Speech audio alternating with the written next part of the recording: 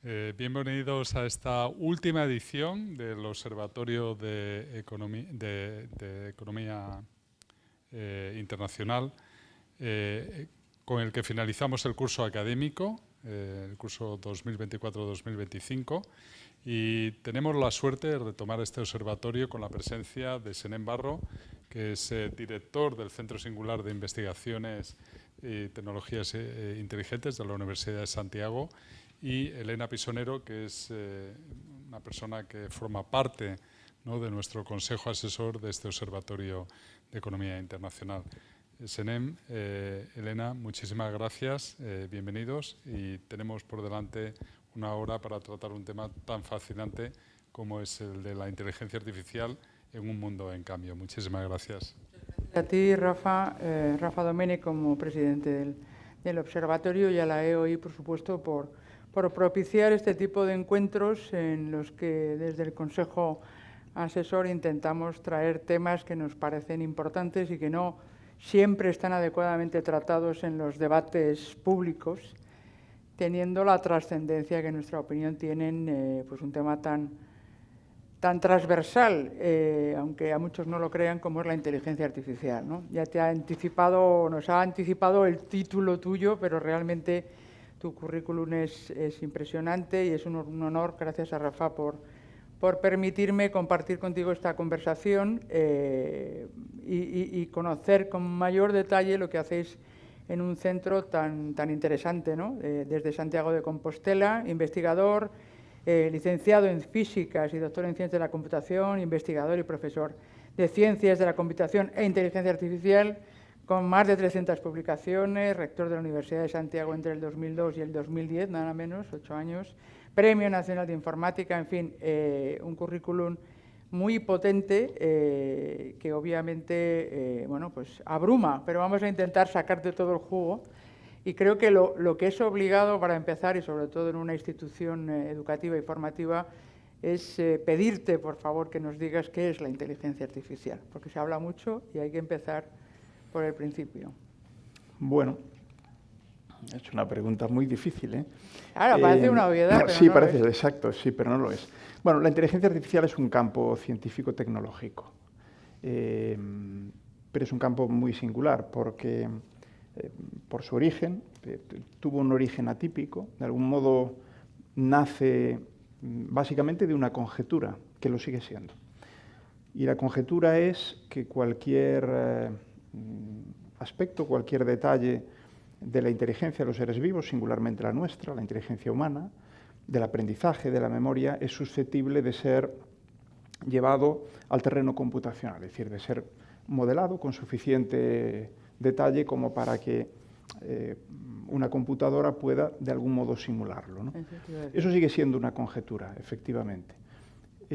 Pero, sobre todo en los primeros años más que décadas, fue un gran estímulo para un campo que nació al público, digamos, a la sociedad, se dio a conocer en el año 56. Sí, porque se hablaba del famoso invierno, ¿no? Luego han pasado etapas bueno, y ha resurgido. Hubo un par de inviernos sí. que son, esa es otra de las singularidades de este campo, ¿no? Y es que ha tenido altibajos como probablemente ningún otro, ¿no? Hay otros donde los avances pues, no han sido por igual a lo largo del tiempo, pero es que aquí ha tenido momentos de gran expectativa, de enorme expectativa, que normalmente conllevan pues, más inversión, mayor número de investigadores. Desde luego estamos viviendo ahora lo que se llamaban los inviernos y primaveras, ¿no? Ahora estamos viviendo un verano de Madrid. Eso te iba a decir, está muy calentito. Está muy calentito. Pero, ¿qué es ahora? Desde un punto de vista práctico, porque ahora la inteligencia artificial, sobre todo, y desde hace décadas, lo que la ha guiado es fundamentalmente la resolución de problemas. Y la resolución de problemas a través de estrategias de computación, digamos, alternativas a lo que podemos considerar la informática o la computación pues, más pautada, más ortodoxa, con una mayor tradición. O sea, dicho de otro modo, aquellos problemas que la informática, vamos a llamar ordinaria, no en sentido negativo, sino pues más conocida, más asentada y desarrollada, no ha ido resolviendo, siempre caían del lado de la inteligencia artificial. Entonces, voy a dar una definición propia, porque hay muchas definiciones de inteligencia artificial y ninguna es ni será definitiva, ¿no? Y a todas les puedes poner tachas. Pero básicamente podemos entender que cuando un sistema tiene un alto grado de autonomía, que puede ser plena, en entornos complejos, cambiantes, dinámicos, el paradigma es el coche autónomo, ahí hay inteligencia artificial y de modo intenso. Hay una alta inteligencia artificial. Cuando aprende, es decir, es capaz de mejorar su competencia en interacción con el entorno. Y ese entorno puede ser físico, ocurre con los robots, pero normalmente es un entorno digital.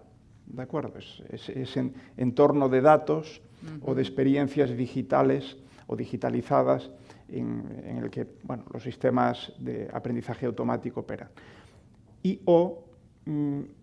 Puede resolver problemas complejos en ámbitos especializados del saber humano.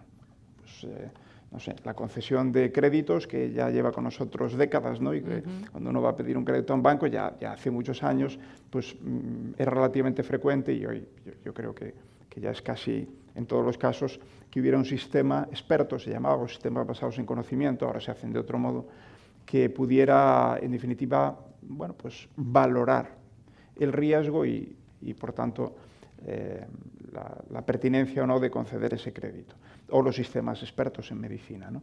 Bueno, pues cuando reúnen una, o a veces todas esas características, en general estamos hablando de inteligencia artificial, pero sigue existiendo el interés de llegar más lejos y de llegar, en última instancia, a una inteligencia equivalente a la nuestra, de modo general, porque no debemos de confundir. Que nos ganen las máquinas cada vez en más cosas no significa que sean más inteligentes que nosotros.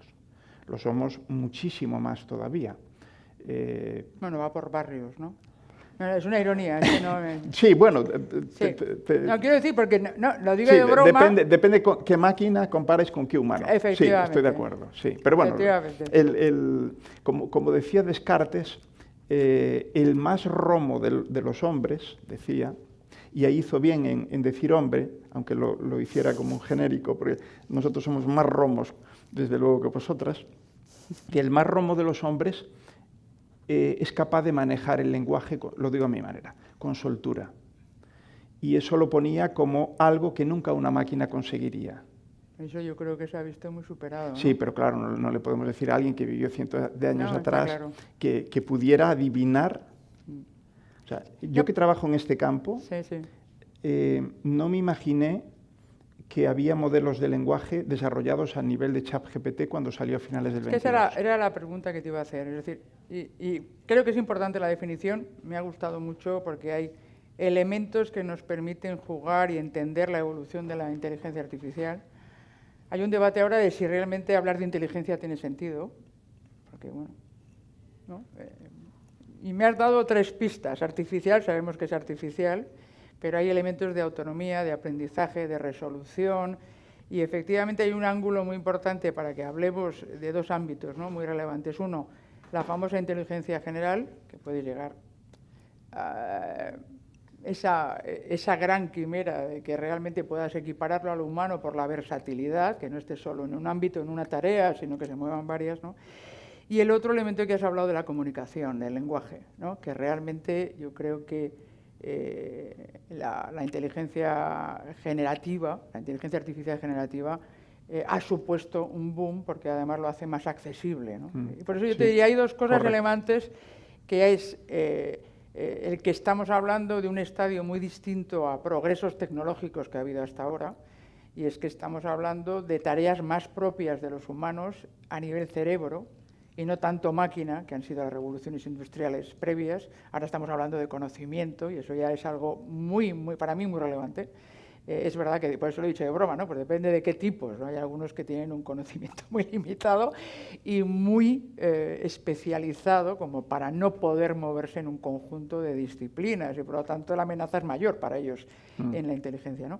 Y el otro elemento que te decía es el del lenguaje, porque yo creo que ha habido un cambio muy relevante cuando ha surgido la generativa, y en concreto el GPT, el ChatGPT, porque claramente es que te puede hablar y realmente tiene una comunicación a un nivel espectacular, Sí. realmente espectacular. Yo creo que eso es un cambio.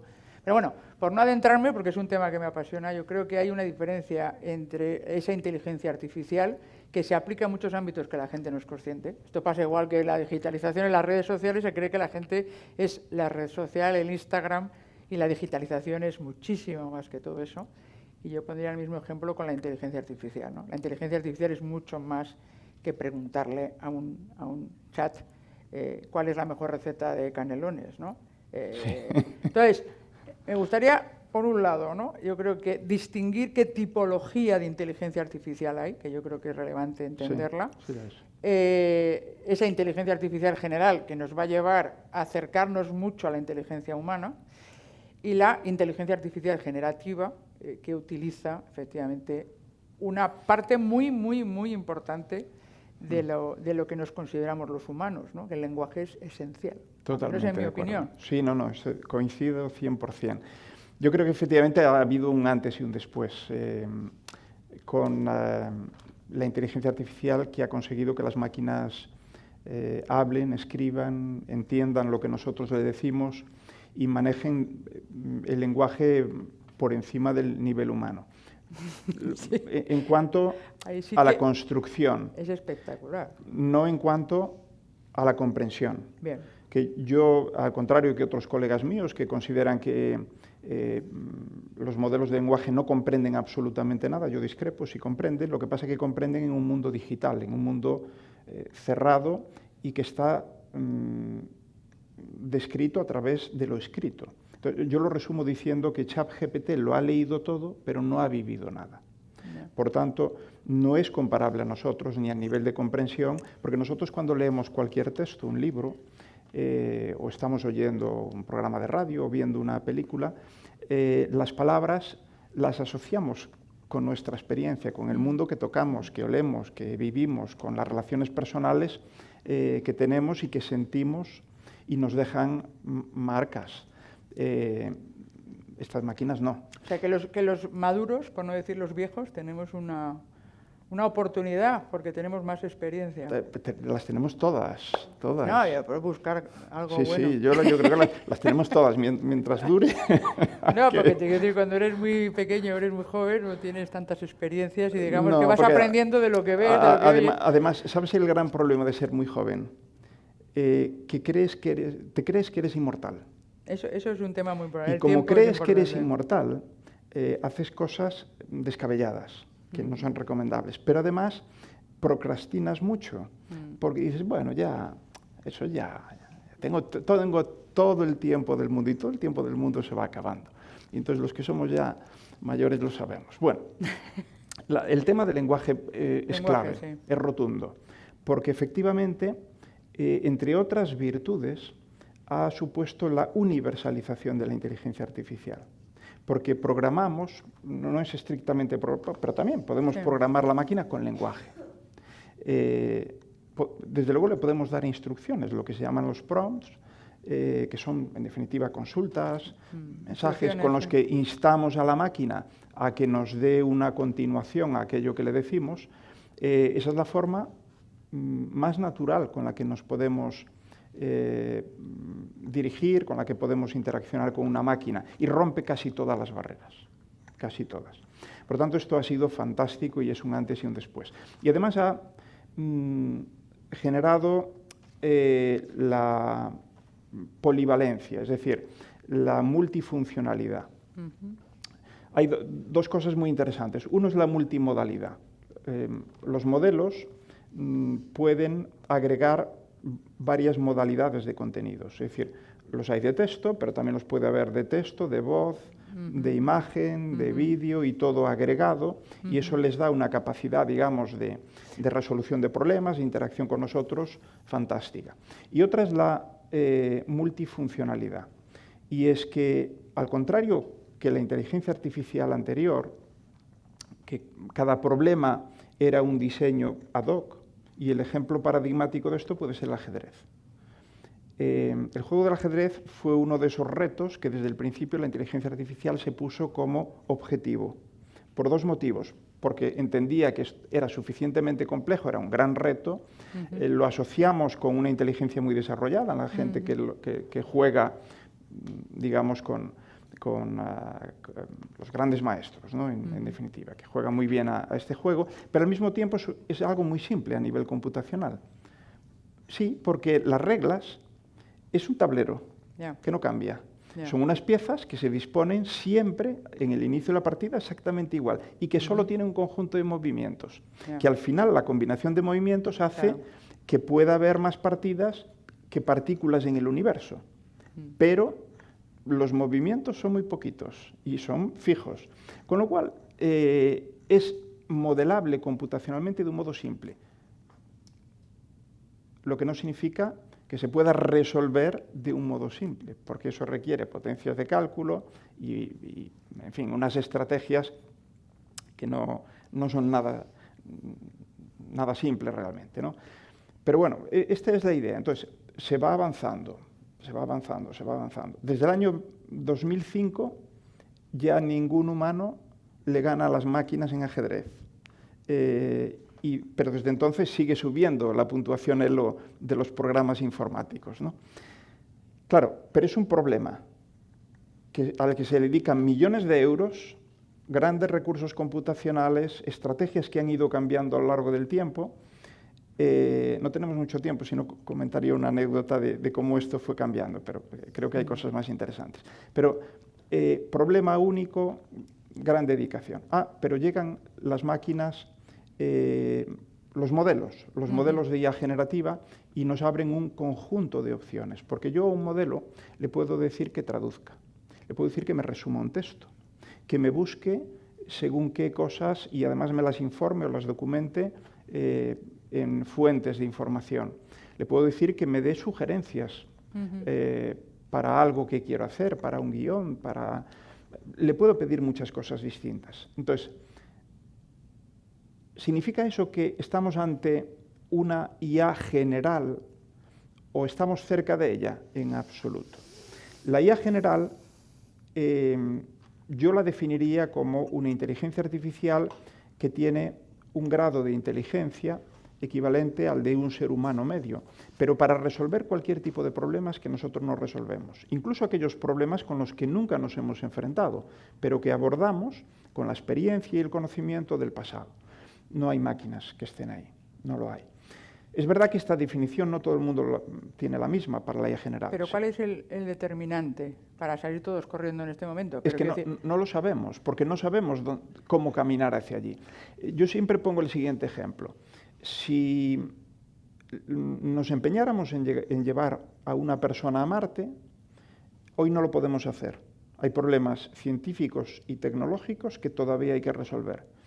Pero en un par de décadas seguro que lo lográramos. Como se empeñó la administración Kennedy, invirtió el 4% del Producto Interior Bruto de Estados Unidos durante una década y cambió desde modelos educativos hasta, en fin, hizo un despliegue brutal porque había que ganarle a Rusia en esa carrera del espacio y ¡pum!, allá está.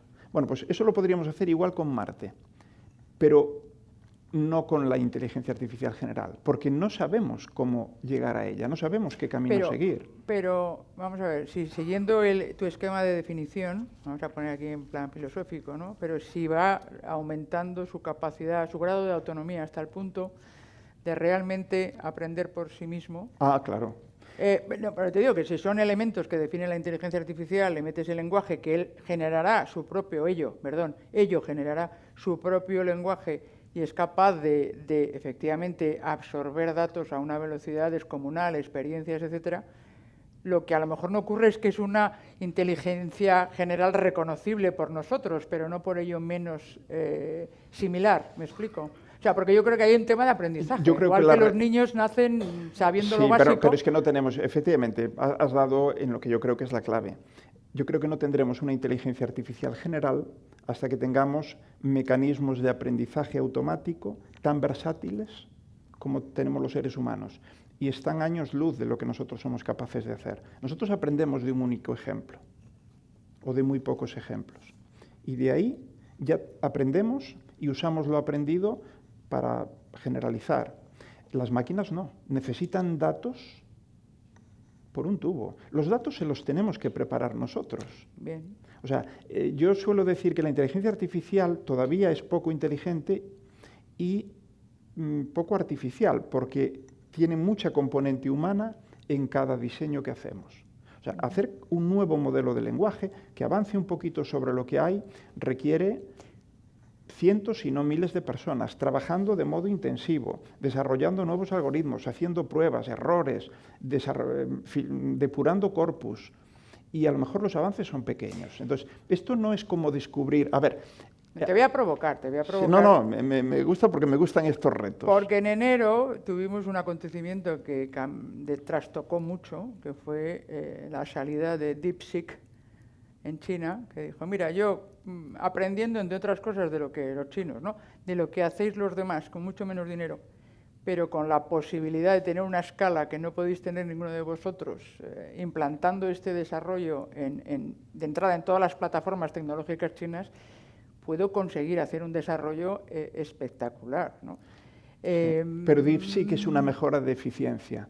Fantástica, bien, pero no de competencia. Bien. No de competencia. Y ahí está el tema. Claro que nosotros podemos mejorar lo que tenemos, lo podemos hacer más eficiente, que consuma menos, que incluso que aprenda con algo menos de datos, que sea un poquito más versátil. Oye, mira, he conseguido darle este nivel de multifuncionalidad. Pero es que eso no es la inteligencia humana. Está muy lejos de todo lo que nosotros somos capaces de hacer. Pero ¿no crees que en ese aprendizaje...? No vive, porque no tiene interacción con el mundo, porque nosotros aprendemos... Bueno, pero los hombres los humanos se están haciendo más tontos porque no conviven ya con nadie. Cierto.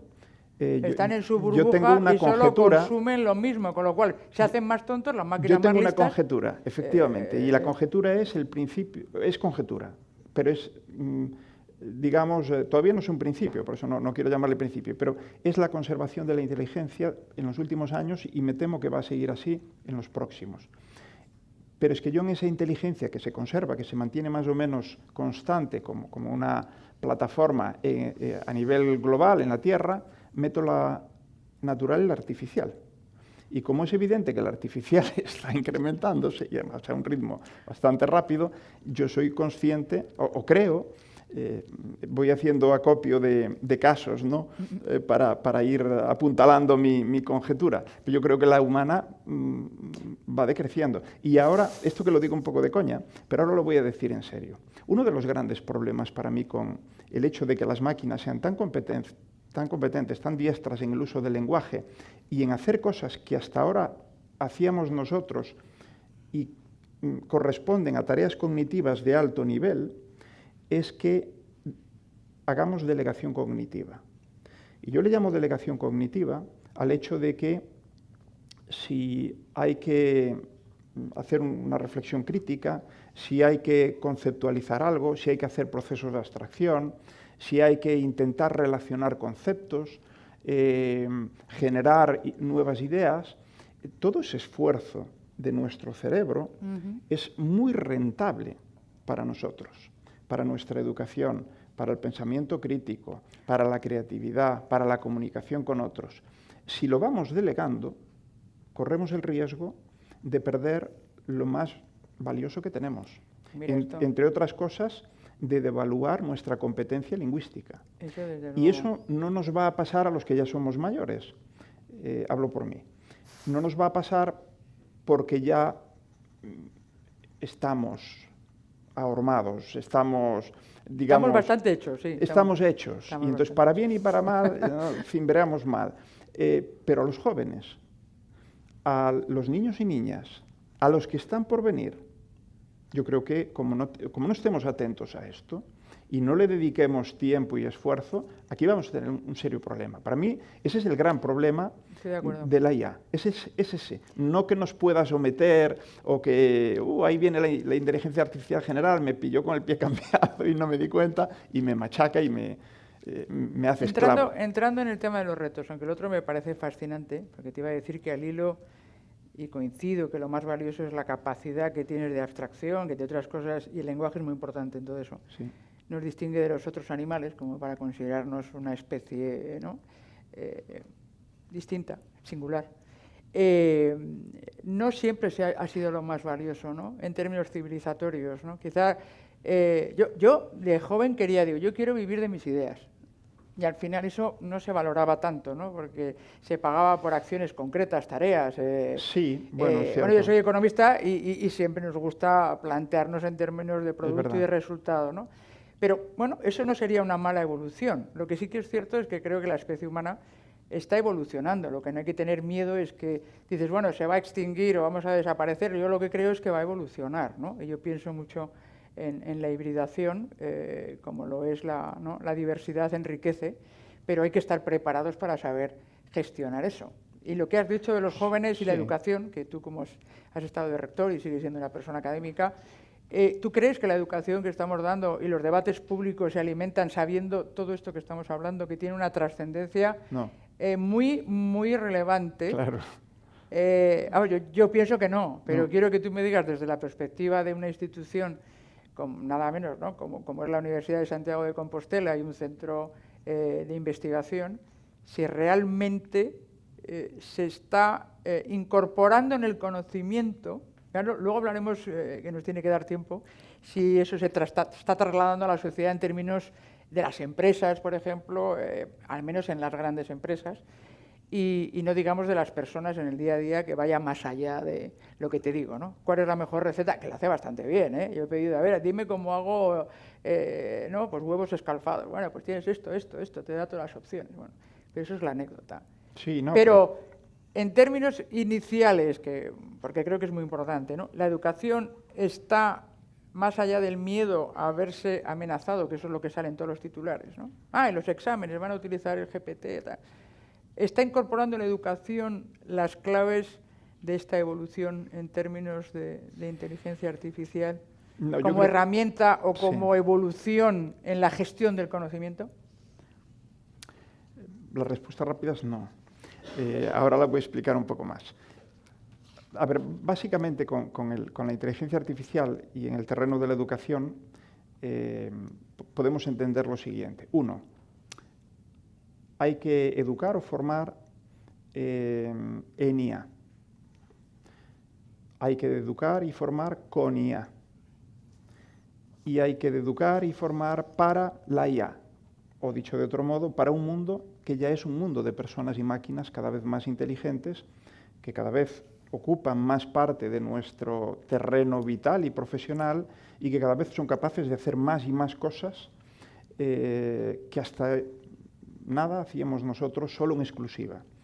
Lo de educar en IA se va avanzando, es decir, todo el mundo quiere saber algo de IA, directivos, cuadros técnicos, por supuesto en las universidades hacemos ese esfuerzo de ver cómo. Yo dirijo una cátedra de inteligencia artificial en medicina personalizada de precisión y este año vamos a iniciar un proceso de cursos introductorios de IA para cuadros directivos de centros de la universidad, para estudiantes de grados de ciencia de la salud, porque no reciben nada de IA.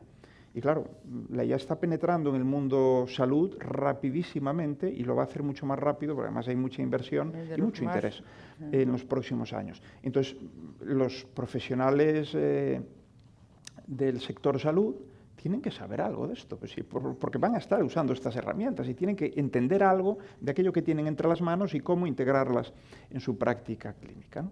Bueno, entonces, en la parte de educar en IA se va avanzando. Educar con IA, poco. Y con IA significa hacer uso de las herramientas que la IA ya nos brinda para que los estudiantes aprendan mejor, aprendan más y aprendan más rápido. Porque una de dos, o paramos el mundo, y yo levanto la mano y voto por frenar un poco el mundo, porque creo que vamos demasiado rápido, pero si no lo hacemos, o mientras no lo hagamos, o aprendemos más rápido, o nos quedamos atrás. Y esto es como persona, como colectivos, organizaciones y como países. Es así. Esto es un principio indiscutible. Hay que aprender al menos tan rápido como cambia el entorno, si no, retrocedes. Pero ¿dónde está para mí el gran problema? Donde no se está haciendo prácticamente nada. En educar para la IA, para este mundo. Y este mundo significa, yo cuando en nuestro centro, en el vestíbulo, mandé poner una leyenda, porque nos visitan cada año cientos de niños y niñas de colegios, institutos de toda Galicia, y les diseñamos allí cosas, o sea, hacemos demostraciones tecnológicas, les explicamos. La verdad es que nos lo curramos mucho, porque nos parece muy importante.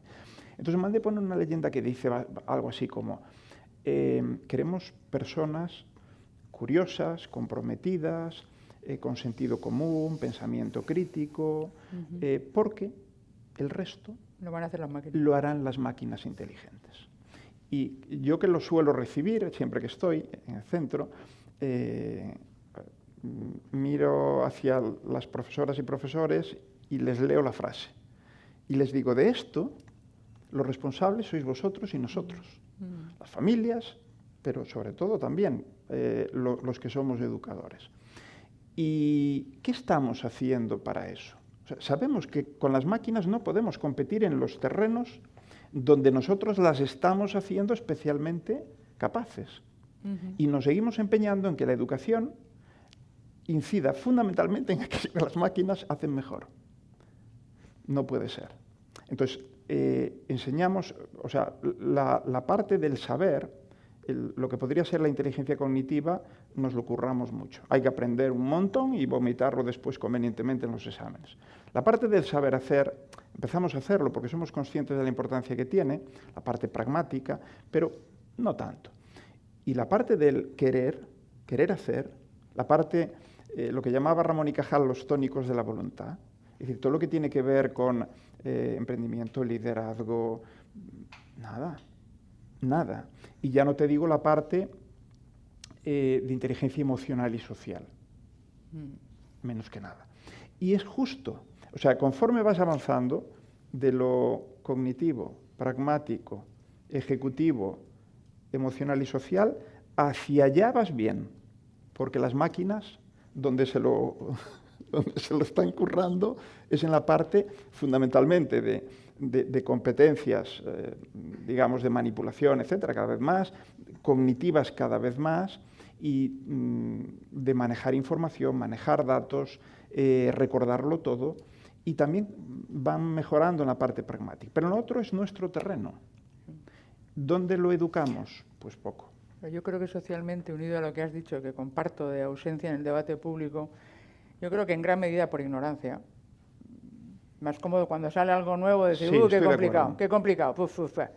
Es que efectivamente cuando te encuentres ante una realidad que cada vez es más palpable, ¿no?, de presencia de máquinas, más allá de la automatización, entrando en terrenos bastante cercanos a lo que eran ámbitos directivos, pues va a haber poco margen de reacción, porque no has formado en los ámbitos que son genuinamente humanos, y que además me parece que es bueno que sea así, ¿no? Y eso vamos a entrar ahora en el ámbito que siempre ha sido la gran promesa de la productividad, que nos llaman muy materialistas a los economistas, pero es decir, bueno, las máquinas o las herramientas, voy a hablar de herramientas que nos lleva a la prehistoria, las genera el humano para facilitarse la vida, para mejorar y hacer más cosas. Eso es la productividad, para decirlo más sencillo, ¿no?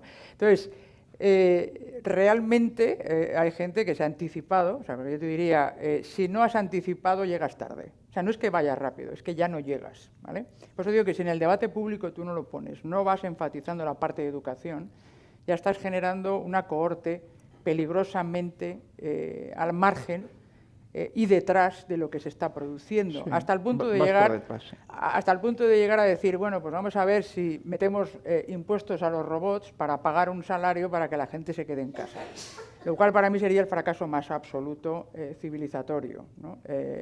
Pero, bueno, por ir a una provocación del final de la historia, en el que la gente dice, bueno, nos van a sustituir las máquinas, ¿no? Vamos a cargarnos los coches porque prefiero los caballos, ¿no?, los luditas, y ahora estamos en que vamos a destruir las máquinas porque nos quitan el empleo. Ese es el único conocimiento que se tiene de la inteligencia artificial, que es muy negativo. Y sin embargo, por no entrar en el otro extremo de la geopolítica, hay países como China que han entendido de qué iba esto y realmente están produciendo con un nivel de eficiencia espectacular y de productividad utilizando las máquinas al máximo. Igual que van a hacer las fábricas estadounidenses cuando quieran reintegrar la producción, serán las máquinas, no serán esto es para fastidiar el guión al señor Trump, no va a haber más empleos, habrá más máquinas. Pero bueno, la pregunta va más en línea con que si a nivel de empresas o a nivel de los que estén más avanzados, realmente la integración de la inteligencia artificial está siendo sólida, o estamos en una frenética búsqueda de integrar la inteligencia artificial en nuestras empresas o en el marketing o en las ideas, y no estamos realmente, esas tres claves que has dicho tú, entender bien para qué quiero la máquina, que es lo primero que habría que hacer. Y no integrarlo por tenerlo, y luego ya aprenderemos cómo se usa, y luego pues ya veremos, ¿no?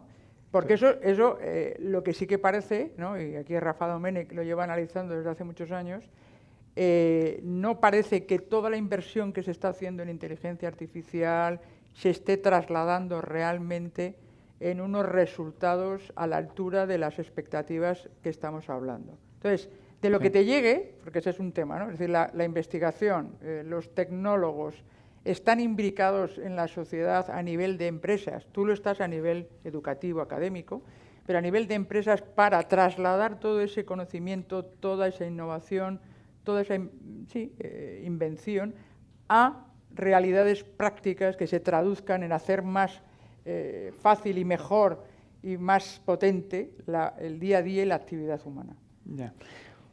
Es un infinito, pero yo coincido con... Yo podría decir... Por hacer un poco... Podría acabar diciendo, estoy de acuerdo contigo. Sí. Bueno, bien, pero bueno, que no quería pero yo... bueno, voy a... Te traslado una preocupación, o sea, mi intuición es que evidentemente nos puede facilitar mucho la vida, que tenemos que ir a la hibridación, tenemos que abrazarlo, porque me temo que parar, ¿no? Como decía Mafalda, ¿no? Paren en el mundo que me bajo, va a ser difícil.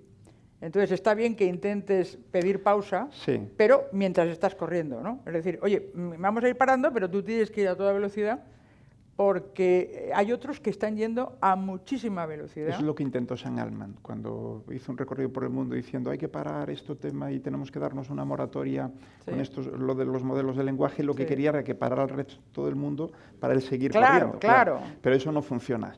Bueno, yo te digo mi visión de las cosas. Uno, efectivamente, yo creo que estamos viviendo lo que podría ser como la segunda paradoja de Solow. Solow, el economista ya muerto, la conocida paradoja de Solow era cuando él dijo, principios de los 90 me parece, o finales de los 80, dijo, la productividad está las computadoras están en todas partes menos en las estadísticas de productividad. Exacto. Dijo eso. Entonces, ¿qué quería decir con esto? Dice, bueno, teníamos unas expectativas enormes de que todo esto de la informática, las computadoras y tal, que a medida que se fuera extendiendo por las empresas, las organizaciones, un salto de productividad brutal y no se veía. No se veía entonces, pero con el tiempo se empezó a ver. Efectivamente, se necesitaba más años y sobre todo una mejor integración, no era digitalizar por digitalizar o poner una computadora en su mesa, ponga una computadora en su mesa, ¿no? O en su casa. No es solo eso, hay que tener un objetivo, tiene que dar unas respuestas a problemas u oportunidades que tienes, ¿no? Bueno, pues eso yo creo que es lo que se está dando ahora con la inteligencia artificial, igual. Todavía no están las estadísticas de productividad. Todavía no se está viendo el retorno de las inversiones brutales. Yo le llamo inversiones preventivas, no productivas. Son preventivas, no vaya a ser. O no vaya a ser que el de al lado invierta más y me gane en esta carrera y ya no haya vuelta atrás. Pero el año pasado, en el 2024, se estima que la inversión privada en IA en el mundo fue $250 billion de dólares. También se estima que compañías como Microsoft o Google invirtieron el año pasado del orden de $50.000 millones en IA. Ahí va todo, va personal, desarrollo de productos y servicios, sobre máquinas, infraestructuras, comunicación, comercialización de esa IA. Pero bueno, todo lo que pintado con IA desarrolló en el 2024, invirtió Microsoft o Google, cada una $50.000 millones. Es una cifra comparable, se acerca a la inversión de un país como España, con casi 50 millones de personas en educación pública. Un país que tiene una educación pública de calidad y universal, que no es menor. Podría invertir más, sí, ojalá lo hiciera, pero ya nos entendemos, ¿no? Entonces, de eso estamos hablando. ¿Tiene eso retorn de momento no. Entonces, por eso digo que es predictiva. Pero acabará teniendo, lo que pasa es que ya veremos cuánto. Como yo no soy un experto en esto, quiero citar, porque estoy muy alineado con lo que le leo y lo que dice, a Darin Acemoglu, que fue Premio Nobel de Economía el año pasado. Él lleva tiempo estudiando, YouTube incluso me concedió 2 horas de su tiempo, que esto es un lujo. Hace pocos años que estuve haciendo una estancia allí en Boston y ya lo estaba leyendo y sigo leyendo cosas de él, me parece muy acertado su planteamiento. Y lo que dice es, bueno, en el horizonte de 10 años, la IA puede provocar un incremento del PIB del orden de un 1%, quizás un poquito más, un 1,1. Está bien, pero no es nada del otro mundo. Y a nivel de productividad, un magro, probablemente, incremento de un 0,5, un 0,6%. Porque además hay que tener en cuenta una cosa, ¿qué productividad medimos? Porque si medimos la productividad media por trabajador, es fácil aumentarla con la IA. Automatizas, despides gente y automáticamente te sube. Pero eso es lo que queremos, o ese es el objetivo de productividad total de los factores. Por ejemplo, productividad marginal, que mide el beneficio de incorporar un nuevo trabajador humano a la compañía. Pues no, no. Y yo creo que las empresas, y ya acabo, pues tú lo has dicho muy bien, creo que las empresas de momento están en esa especie de frenesí de decir, yo tengo que meter, y a nosotros nos vienen al centro, vienen empresas y dicen, a ver, ¿qué puedo hacer con la IA? Y digo, sal y vuelve a entrar. Y cuando entres, te sientas aquí y dices, oye, tengo un problema, o tengo una oportunidad, tengo una idea en la cabeza que quiero desarrollar en mi compañía, y quiero saber si la IA me va a ayudar en esto y va a ser la mejor opción. Y cuando vengas así, nos sentamos. Y con honradez científica te diré hasta dónde alcanzo a ver si puede ser o no. Y esta es la cuestión. Entonces, por ejemplo, yo creo que se está invirtiendo demasiado en automatizar para sustituir. En el análisis de, oye, ¿dónde puedo yo abaratar prescindiendo de trabajo ahora humano, pero que la máquina me lo hace y me ahorro ahí... en el mejor de los casos dicen, no me ahorro personas, no me ahorro puestos de trabajo, pero los dedico a otras cosas con valor añadido mayor. Pero es que no han pensado qué cosas. No han hecho la reflexión necesaria de dónde está el mayor valor añadido que efectivamente pueden desempeñar las personas y no las máquinas todavía. Por tanto, ese proceso de repensar las ocupaciones, los trabajos, las tareas, de repensarlos, rediseñarlos, y redistribuirlos entre personas y máquinas, no se ha hecho, no se está haciendo. No, claro. Sí, perdona, muchos retos, yo creo que lo has dicho muy bien, en muchas cosas es lo que llaman el FOMO, ¿no? El fear of missing out, no me lo quiero perder, no sé claro. para qué, pero tengo que tener, ¿no? Como en su día el SG, no sé, contratar a alguien que nos haga algo, oye, digital, ponerme una página web,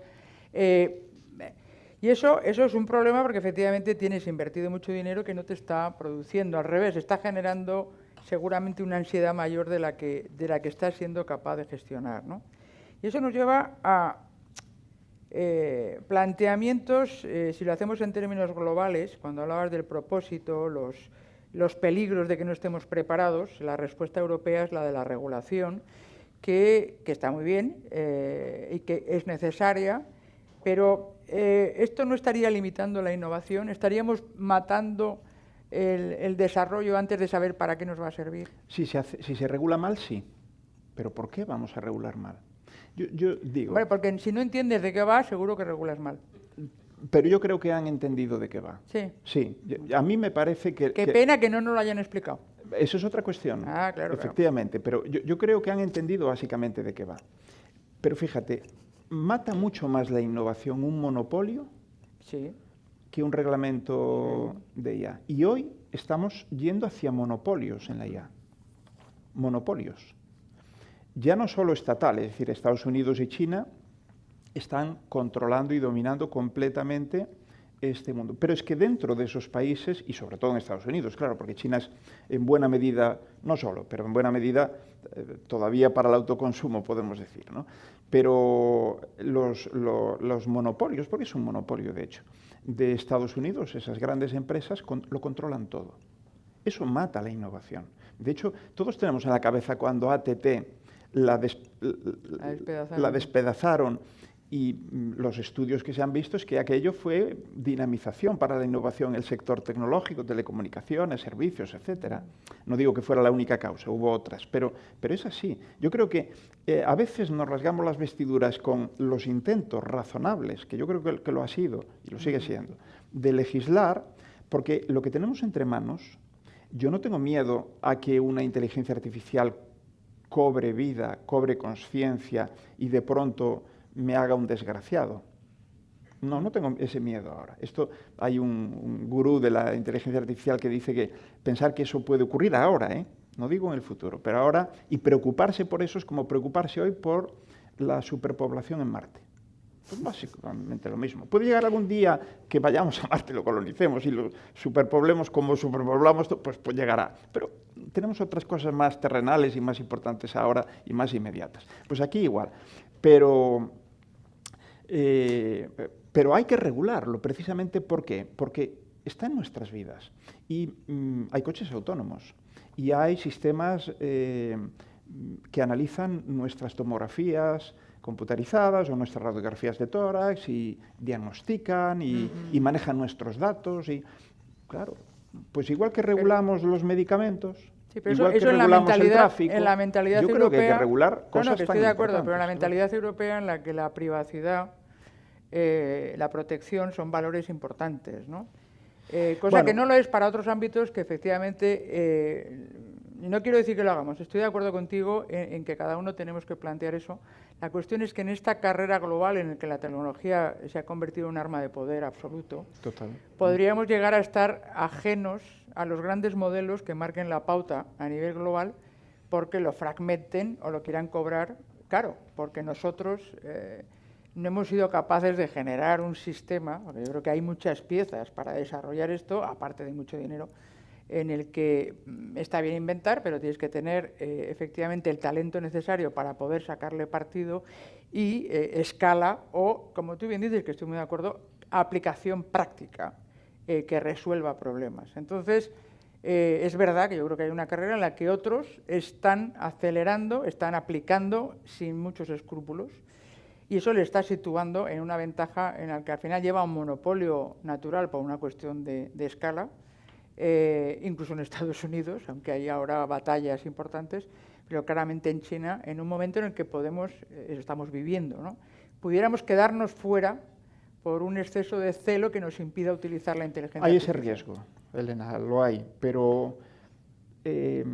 No, yo lo digo por provocar y ver dónde está realmente tu miedo principal, por acabar esta etapa y dar un poco margen a preguntas. Mi miedo ¿Cuál es tu principal miedo en este momento? Que Trump domine el mundo.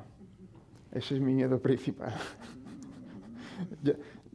Yo creo que siendo un personaje ya que domine Estados Unidos me no es el peor muchísimo. enemigo, pero bueno, pues no sé, yo creo que es de los peores que uno puede imaginarse, ni las peores pesadillas. Y claro, comprendo, y es verdad que eso puede ocurrir, y es verdad que si nos equivocamos en la regulación, hiperregulamos, no incentivamos, porque, claro, yo digo, si no somos capaces como Europa, avanzada, con conocimiento, con una historia y una larga tradición democrática, de construcción de leyes, si no somos capaces de regular esto razonablemente bien, entonces el error es nuestro, no es un tema de la regulación. Si no somos capaces de innovar dentro de la regulación, el error es nuestro. Porque una de las cosas que, por ejemplo, las empresas quieren certidumbre, quieren cierta seguridad, quieren saber a qué se enfrentan. En un mundo donde no hay regulación, pero puede haber sanciones o puede haber circunstancias intolerables, ex post, donde no sabes si das un paso y te van a cortar ese paso, las empresas ni invierten, ni desarrollan, ni comercializan, ni nada. Quieren cierta certidumbre. Entonces, la regulación forma parte de eso. Claro, no una regulación que te ate las manos o te ponga un corsé que te asfixie completamente. Yo quiero pensar, desde luego lo que he visto hasta ahora del reglamento, a mí me gusta. Que el reglamento, por ejemplo, ponga y diga, hay ciertas prácticas que están completamente impedidas. Pues a mí, yo quiero eso. porque además las que se han identificado, soy cómplice de ellas. O sea, yo quiero vivir en ese mundo, yo no quiero vivir en China. Admiro el país y creo que lo que están haciendo es, desde muchos puntos de vista, realmente sorprendente en lo positivo. Pero yo es que no quiero vivir allí, ni quiero vivir con esas reglas. Ahí sí que subyugado a un control social, a un control profesional, a un control de aduanas, a un control extremo. Tampoco quiero vivir en el Estados Unidos que estoy viendo hoy. Y es un país donde he hecho estancias, en fin, que me parece... No quiero vivir en ese país. Ni quiero vivir en el país de Estados Unidos hacia donde me da la sensación de que está yendo. No quiero vivir ahí. Entonces, mientras podamos vivir en una Europa estoy de acuerdo, con democracia, intentémoslo. Si después tenemos que recular, pues ya lo haremos. Y entonces tenemos que ir más rápido a lo mejor, pero vamos a intentarlo. No, yo estoy contigo de acuerdo y esto es para otra sesión, que estarás muy invitado a participar. Un placer siempre. Que es ver cómo Europa, y yo comparto contigo, me siento profundamente europea, es capaz de ser un referente en un mundo fragmentado en el que no hay reglas comunes. Ese es el gran problema. Sí, podemos tener unas reglas estupendas, pero son aplicables a nuestro territorio y a nuestros nacionales europeos. Y el problema es que las empresas tengan que competir con otras que efectivamente utilicen tecnologías que se han generado de una manera que para nosotros sería inasumible, ¿no? Este es el gran debate que tenemos, que es sistémico y que es dramático, ¿no? Pero yo creo que también la inteligencia artificial, como lo que has dicho, para resumir y cerrar un poco esta etapa, antes de pasar a las preguntas, es una excelente oportunidad. Lo que hay que saber es gestionarlo adecuadamente desde el propósito, estoy muy de acuerdo, y desde unas reglas básicas que es la que van a hacer que lo que consigamos sea bueno para nuestra sociedad. Merezca la pena. Efectivamente. Ese es el tema. Bueno, vamos a abrir el debate para que haya un poco de participación. Ya sabía que Agustín venía con la pregunta preparada, pero espera que tenga relación con lo que hemos hablado, ¿no? Porque, sí. Preparada no. Yo creo que Senén quiere vivir en Galicia. Hombre, es que por eso vive en Galicia, ¿qué te crees? Claro. Sobre todo el 2 de julio. Esta es la verdadera inteligencia humana, vivir en Galicia. Hombre. Lo demás es todo artificialidad, Senén. Sí. En primavera y verano, sin duda. A ver, Agustín. Has descartado Agustín China del Valle, toma la palabra. Y Estados Unidos, pero no has dicho explícitamente que Santiago. Pero esto es lo que yo creo que el quieres. mejor Mi nombre sitio es del mundo Agustín del Valle. Yo soy un viejo profesor de aquí. Viejo, lo sabes, lo ves tú. Profesor, lo saben los demás. Me gusta mucho porque Elena es muy incisiva, sí, muy tremendamente bueno, pero he estado bien, ¿no? inquisitorial. Te he tratado bien. Fantásticamente bien. Pero a mí hay que darme algo de caña, así que está bien. O sea, que te va, ¿no? Te va la marcha. Bueno, vamos a cortar en este momento, por favor. Y luego me ha admirado enormemente todo lo que has dicho tú. Yo quiero preguntar dos tipos de cosas. A mí el tema de la inteligencia artificial me descoloca, pero no lo sé. Has hablado del año 56. Sí. El año 56 yo, perdona, te voy a decir un secreto, que tengo 88 años, yo tenía 20 y había terminado mi bachillerato hacía 4 años. En aquellos tiempos, el último del bachillerato y examen de estado, que ninguno de vosotros ha hecho eso, solo yo, que de los que están aquí. Cuando hacíamos examen de estado en la universidad el último año, bueno.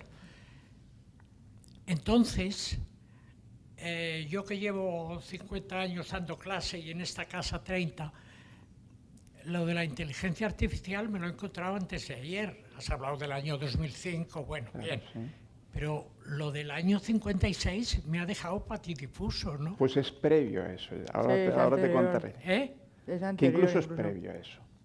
Porque el año 56, efectivamente, de algún modo, el mundo es conocedor de que se crea un nuevo campo científico-tecnológico al que se le llama inteligencia artificial, porque así figuraba en la memoria que el año anterior habían redactado para la Fundación Rockefeller los promotores de aquel encuentro. Y le pedían dinero a la Fundación Rockefeller para que les financiara un par de meses de debate, de encuentro en Dartmouth College. Por cierto, a día de hoy, lo que les dio la Fundación Rockefeller sería el equivalente a menos de 150.000 euros. Y yo creo que pocas veces tan poco dinero, Ha sacado tanto... dio tanto de sí. Pero es que la inteligencia artificial viene de antes. Fíjate, yo la sitúo, por poner un hecho y una referencia, en el año 43, tú ya estabas con nosotros. Pero en el año 43 se publica el primer modelo matemático de neurona.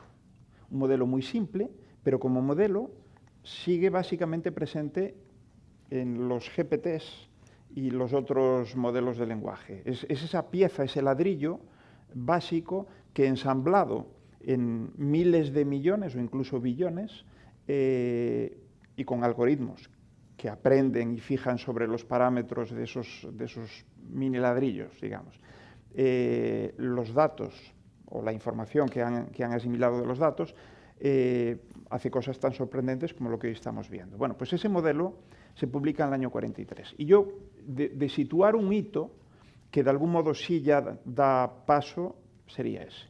O sea, sería antes que el 56. A ver, Agustín, ¿cuál es tu pregunta? A mis dos preguntas, dos líneas de No, pero una era esta. No, esta era la sorpresa esto del era timing. una anécdota. En Venga, el año Agustín. 43 yo hacía la primera comunión. Tú has definido la inteligencia artificial con una característica, autonomía. Es fundamental. Luego has dicho en un momento determinado que lo leen todo, pero no lo comprenden. Cuando hay autonomía por un lado y leen, pero no lo comprenden, la posibilidad de manipulación hasta extremos insondables no puede ser enorme. Segundo, de manipulación de la persona hacia la máquina. La persona. O sea, que la persona pueda condicionar a la máquina. Claro. Bueno. Es decir, porque la máquina, tú has dicho, lee, pero no comprende. No, Pero he dicho que no comprende pasa. como nosotros, pero sí Como comprende. nosotros. Y ahora te voy a decir en qué creo que comprende. Voy a tener que cortar a estos dos señores. No, venga, a ver. Lo que pasa es que nosotros podemos comprender con muy mala idea. Es decir, puede salir un Hitler de vez en cuando. Ah, perfecto. Bueno, Vale. la segunda cosa es, tú has hablado del tema de la productividad total de los factores o de la productividad marginal, que es mejor que la otra. Has rebajado un poco la realidad sobre las expectativas que teníamos de esto. De todas maneras, no va a ser, como siempre, una nueva innovación para que esa productividad la recoja el beneficio empresarial y no se reparta y aumente la desigualdad. Hombre, Eso ya... has tocado. Esa es la siguiente. Has tocado un tema, claro. Y el tercer... Oye, que Eran habías dos, dicho Agustín, dos, eran dos, Agustín. ¿eh? Agustín, que nos Que monopoliza. pierdo el tren. Venga, Vamos a dejarlo aquí, mira. vamos a dejarlo en Explico. dos. Agustín, Y- vamos a unir otra pregunta que hay del público. Vale. Rafa, ¿la tienes tú? ¿Nos la vas a aportar tú, presidente? Es que tenemos dos preguntas del público. Venga, también, que no se y queden fuera. Una de ellas está relacionada con la que ha hecho Agustín, que tú ya has tocado, Senén. La plantea María Ángeles Cerón desde Sevilla. Es hasta qué punto la IA generativa piensa o no, ¿vale?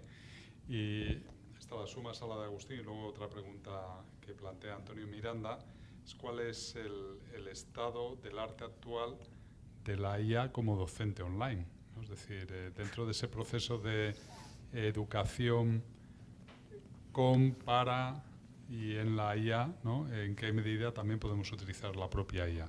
Sí. Muchas Bueno, gracias. hoy salía en el periódico que también con era esto la acabamos, terapia, el terapeuta Sí. Y también con es esto terapeuta. Hay mucha gente Yo que tengo ya- uno que me hace la terapia. Hay mucha gente que lo usa ya como. ¿Hay alguna más, Rafa? Y No, así digo que cerramos con para esto que acabamos, pueda... que quedan Vale, 5 minutos. perfecto, Bueno, pues pues ya que- te dejamos hablar del tirón. A ver, son todas súper interesantes. Comprender. Yo he dicho que ChatGPT ni comprende ni piensa como nosotros, pero sí comprende y sí piensa. Porque comprender, ¿qué es? Básicamente comprender un concepto es saber relacionarlo con los otros conceptos con los que tiene algún tipo de relación, de dependencia, de causalidad, de proximidad semántica. Eso es comprender. Y ChatGPT, claro que lo hace. Porque si no comprendiese, no nos devolvería digamos, resultados que tienen sentido, que son consistentes, que son útiles para nosotros, aunque de vez en cuando alucine, porque se inventa cosas por su cuenta, ¿no? Claro, no comprende como nosotros, porque si alguien me dice ahora a mí, oye, mira que el perro, y yo lo veo, ese perro puede recordarme de cuando yo era niño y uno me mordió, efectivamente, de un perro parecido que tuvo una tía mía y al que le teníamos mucho cariño y al final se perdió y no supimos nada de él, etcétera, etcétera. Y puedo saber cómo ladra y en mi cabeza retumban los ladridos que tantas veces he oído. O sea, tengo un grado de comprensión y por tanto de utilidad y de capacidad de uso para moverme en el mundo, para tomar decisiones, para relacionarme con otras personas que no tienen esas máquinas. Pero comprenden dentro de su mundo digital y manejan en ese sentido bien el idioma y con respuestas útiles. Y lo mismo pensar. Lo que pasa es que no piensan como nosotros, con la riqueza de lo que es el pensamiento. Por cierto, estoy escribiendo un libro, no es publicidad porque todavía he empezado y no voy a cumplir con mi editor, que quiere que se lo entregue después del verano, que se titula se pregunta si pueden pensar las máquinas, ¿no? Que es la pregunta que se hizo Alan Turing, uno de los padres de la inteligencia artificial, precisamente en el año 50, antes del 56, precisamente también. Bueno, has tocado un tema que a mí me parece que es otro de los grandes temas a los que tenemos que atender, y es que las tecnologías generan incrementos de desigualdades si no se tratan adecuadamente, si no se usan bien o si no se usan los recursos y la productividad y la riqueza que generan para distribuirlos de algún modo. Son concentradores de riqueza y esto se está viendo.